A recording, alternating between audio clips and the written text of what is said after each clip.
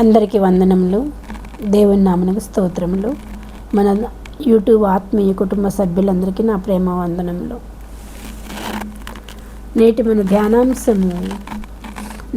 ధ్యానాంశము మన దేవుని వాక్యము నిత్యము నిలుచును. నేటి మన ధ్యానాంశము మన దేవుని వాక్యము నిత్యము నిలుచును. మన దేవుని వాక్యము నిత్యము నిలుచును. యెషయా గ్రంథము 40వ అధ్యాయము 8వ వచనం చదువుకుందామండి. గడ్డి ఎండిపోవును, దాని పువ్వు వాడిపోవును, మన దేవుని వాక్యము నిత్యము నిలుచును. గడ్డి ఎండిపోవును, దాని పువ్వులు వాడిపోవును. గడ్డి ఎండిపోవును, దాని పువ్వులు వాడిపోవును, కానీ మన దేవుని వాక్యము నిత్యము నిలిచి ఉండును.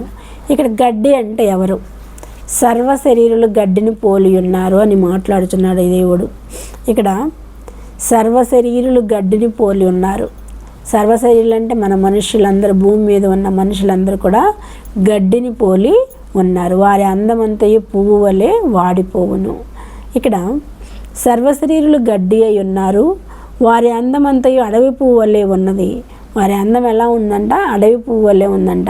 అడవి పువ్వులు యెహోవా తన శ్వాస దాని మీద ఊదగా గడ్డి ఎండును, పువ్వు వాడును.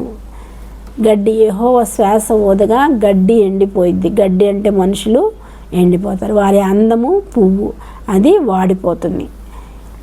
ఊదగా వాడిపోవును. నిశ్చయముగా జనులు గడ్డి వంటి వారు. జనులు ఎలాంటి వారంట? గడ్డి వంటి వారంట. జనులు ఎలాంటి వారు? గడ్డి వంటి వారు. గడ్డి ఎండిపోవును, దాని పువ్వు వాడిపోవును, మన దేవుని వాక్యము నిశ్చయముగా నిలుచును. మన దేవుని వాక్యము నిశ్చయముగా నిలుచును. దేవుడు ఎండిపోయి వాడిపోవును. ఎండి వాడిపోతుంది. ఎండిపోయేది ఏంటి? గడ్డి ఎండిపోతుంది, పువ్వు వాడిపోతుంది. దీనిలోనే మొత్తం సారాంశం అంతా నిలిచి ఉంది. ఏంటి సారాంశం అంటే మానవుల చరిత్ర యొక్క సారాంశం అందులోనే నిమిడీకృతమై ఉన్నది. ఇక్కడ ఏంటి మానవుల యొక్క చరిత్ర సారాంశం అంటే మానవులకి అహంకారము, ఆడంబరము, శోభ, ఇంకా అహంకారము, గర్వము, ఇలాంటివన్నీ కూడా ఉంటాయి. ఇవన్నీ కూడా ఒక్క మాటలో మనకి తెలిసిపోతుంది. ఎండి వాడిపోతాయి. ఇవన్నీ కూడా ఎండి వాడిపోతాయి. కాబట్టి ఇవన్నీ మనము పరిత్యజించాలి. ఇవన్నీ లేకుండా మనము పరిత్యజించాలి. మనము ఆత్మఫలాల్ని ఫలించాలి. ఆత్మఫలాల్ని ఫలించినట్లయితే మనము నిత్య జీవంలోనికి నడిపించబడతాము. మన దేవుని వాక్యము నిత్యము నిలుచును. మన దేవుని వాక్యము నిత్యము నిలుచును. అయితే ఒకటి మాత్రమే నిత్యము నిలిచి ఉంటుంది. ఇది అందమంతా వాడిపోతుంది, ఎండిపోతుంది. గడ్డి సర్వశరీరులు గడ్డిని పోలి ఉన్నారు. వారు నిశ్చయముగా గడ్డిని పోలి ఉన్నారు.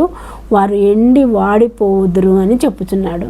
అయితే వారి అహంకారము, వారి గర్వము, వారి శోభ, వారి ఆడంబరము, వారి అన్నీ కూడా ఎండి వాడిపోతాయి అని చెప్పుచున్నాడు. అయితే ఒక్కటి మాత్రం నిలిచి ఉంటుంది. అదే దేవుని వాక్యము. దేవుని వాక్యము నిత్యము నిలిచి ఉంటుంది అని దావీదు కీర్తనలో దావీదు మహారాజు మాట్లాడుతున్నాడు.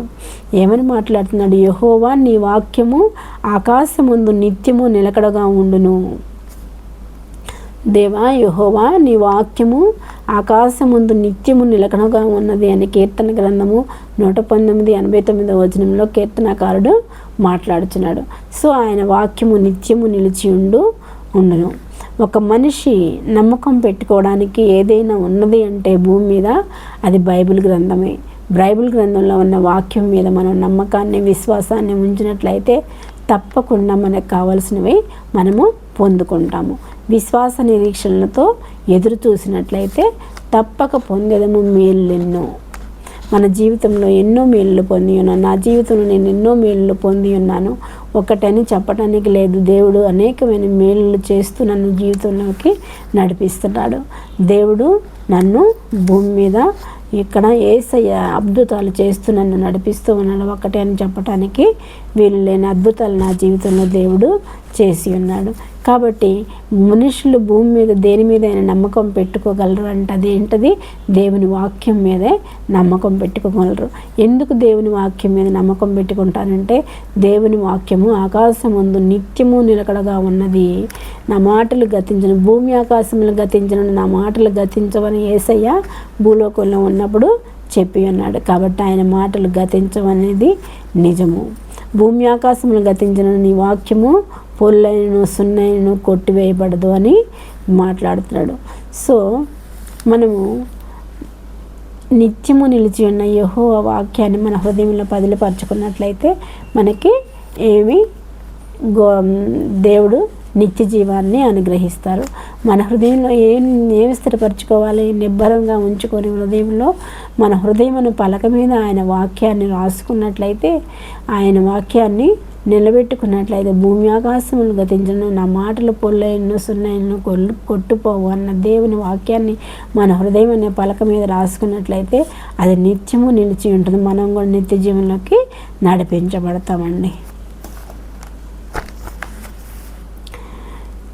గడ్డి పువ్వు వంటిది భూనివాస జీవితం, గడ్డి పువ్వు వంటిది భూనివాస జీవితం, ఎంతలోన విరియునో అంతలోనే వాడును, ఎంతలోన విరియునో అంతలోనే వాడును, ఎన్ని నాళ్ళ గమనము ఎంత దూర పయనము, ఎన్ని నాళ్ళ గమనము ఎంత దూర పయనము, ఈ దరిత్రిలోనని బ్రతుకు దినములెన్నియో, ఈ దరిత్రిలోనని బ్రతుకు దినములెన్నియో, ఎన్ని నాళ్ళ గమనము ఎంత దూర పయనము, ఎప్పుడు రాలిపోవునో దేవునికే తెలియును, ఎప్పుడు రాలిపోవునో దేవునికే తెలియును, ఎన్ని నాళ్ళ గమనము ఎంత దూర పయనము. మన దేవుని వాక్యము నిత్యము నిలచును. గడ్డి పువ్వు వంటిది మన జీవితం, అది వాడిపోవు వీడిపోవును. అందమంతయు, అందం అనేది పుష్పంతో పోల్చబడింది. ఆ అందము ఉదయకాలం ఉదయించి సాయంత్రం వాడిపోయే పువ్వుతో మన అందాన్ని దేవుడు పోల్చి ఉన్నాడు. కాబట్టి ఎంతో అది అశాశ్వతమైన అందం మోసకరం, సౌందర్యం వ్యర్థమని దేవుడు మాట్లాడుతున్నాడు సొలొమోను మహారాజు. కాబట్టి ఈ దేవుని యొక్క ఆ వాక్యాన్ని మన హృదయంలో భద్రపరుచుకొని నీరు కట్టి ఫలింప చేసుకున్నట్లయితే దేవుడు మనల్ని నిత్య జీవంలోకి నడిపిస్తాడు. ఈ చిన్న వాక్యం దేవుడు దీవించును గాక. చిన్న ప్రార్థన చేసుకుందామండి. సర్వశక్తి మిక్కిలి కృపగలని ఘనమైన యేసురాజా, మీ పాదములకు స్తుతులు స్తోత్రములు తండ్రి. అద్భుతకరుడా, ఆశ్చర్యకరుడా, నీకు వందనాలయ్యా. మన దేవుని వాక్యం నిత్యము నిలుచునని వాక్యంతో మాట్లాడిన దేవా, నీకు వందనాలు ప్రభా. స్తోత్రాలు నాయన. మా హృదయంలో నీరు కట్టి ఫలింప చేయండి ప్రభా. ఈ వాక్యాన్ని ప్రభా, నీ వాక్యముని ప్రభా మా హృదయం అనే పలక మీద రాసుకొని ప్రభా నిత్య జీవానికి వారసులు అవడానికి మమ్మల్ని ఆశీర్వదించి దీవించమని, మా యూట్యూబ్ పరిచర్యలో ఉన్న ప్రతి ఒక్క కుటుంబాన్ని ఆశీర్వదించి దీవించమని, ప్రతి అవసరాన్ని తీర్చమని, ప్రతి ఒక్కరి అక్కర్లు తీర్చమని మా ప్రభును ప్రియకుమారుడైన యేసుక్రీస్తు నామములో కూర్చున్నాను తండ్రి. ఆమేన్.